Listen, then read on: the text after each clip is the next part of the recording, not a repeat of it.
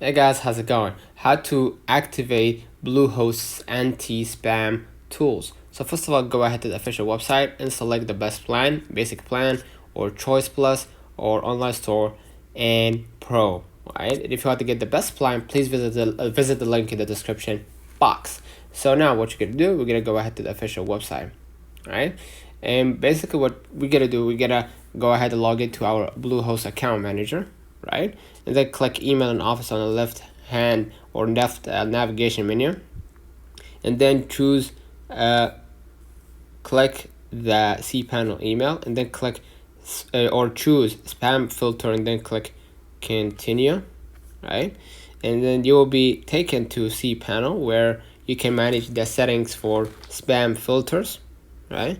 And then you can enable the following by moving the toggle switch to the right, right?